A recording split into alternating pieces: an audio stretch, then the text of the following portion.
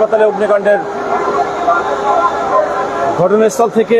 দর্শক আপনাকে জানিয়ে রাখি, 1 ঘন্টা পূর্ব থেকে মূলত এই অগ্নিকাণ্ডের সংবাদটি মূলত আমাদের কাছে আসে। আমরা সরাসরি দেখানোর চেষ্টা করছি এখানে বর্তমান পরিস্থিতি বা বর্তমান অবস্থা। আপনারা দেখতে পাচ্ছেন পুলিশ সুপার কিন্তু ঘটনাস্থলে এসেছেন, জেলা পরিষদের প্রশাসক হাবিবুল ইসলাম হাবিব কিন্তু ঘটনাস্থলে এসেছেন। আপনারা দেখানোর চেষ্টা করছি বর্তমান পরিস্থিতি।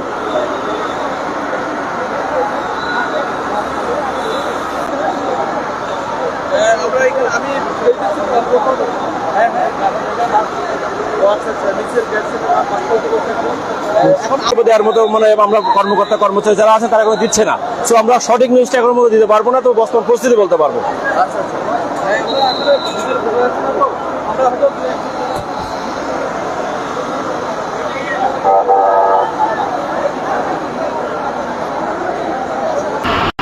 এখানে রক্তের প্রয়োজন হতে পারে, যারা রক্ত নিয়ে কাজ করেন তাদের কাছে বলবো আপনারা রক্ত নিয়ে রেডি থাকেন, যে কোনো মুহূর্তে রক্ত লাগতে পারে, আপনারা এগিয়ে আসুন সার্বিক সহযোগিতার জন্য।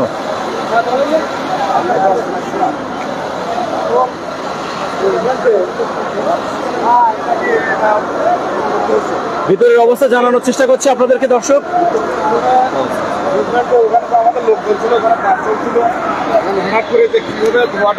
আগুনটা লাগছে আমরা কিছুই বুঝতে পারিনি।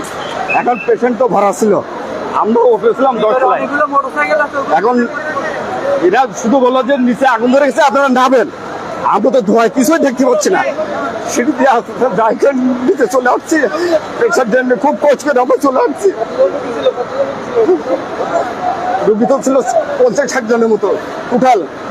এখন ওই গিলাস ফুলে আমার মাথা খেয়ে গেছে। যাক আমি সেভে আছি, কোনো সমস্যা নেই, কিন্তু আমি চেক দেওয়ার রুগীগুলো নেই, রুগীগুলো সেফ হয়ে গেছে, এদের সমস্যা নেই।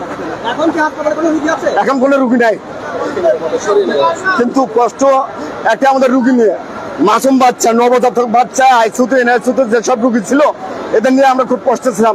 যাই হোক উপরওয়ালার অশেষ মেহেরবান, আরো লোকজনের যেভাবে আমাদের সাহায্য করছে সেভাবে আমাদের রুগীগুলো সেফে আনছে, এটাই আমাদের সবচেয়ে বড় সৌভাগ্য। কারণ আমরা বুঝতে পারিনি যে এটা কিভাবে এই আগুনটা লাগছে। যাই হোক এখন আপনাদের সবাই সহযোগিতায় সার্বিকভাবে নিয়ন্ত্রণে চলে আসছে আমাদের। এটা আনুমানিক তখন কেবল নামাজ শুরু হয়েছে, নামাজের টাইমে। এটা আমাদের বেসমেন্ট থেকে আমরা 10তলায় ছিলাম। আমরা নিচে থেকে কেবল এই রাউন্ডে আমরা উপরে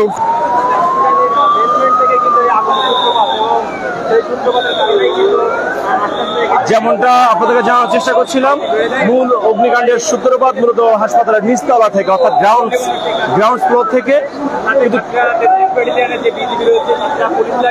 পুলিশ রয়েছে এবং আপনারা দেখেছেন যে বাইরে থেকে কিন্তু অগণিত অ্যাম্বুলেন্স বিভিন্ন উপজেলা থেকে এবং খুলনা থেকেও অ্যাম্বুলেন্স কিন্তু এসেছে।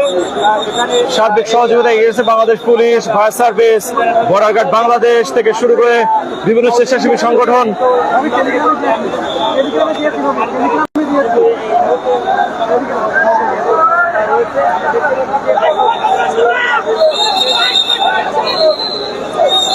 সকলকে সরিয়ে নেওয়া হচ্ছে হাসপাতালের পাশ থেকে।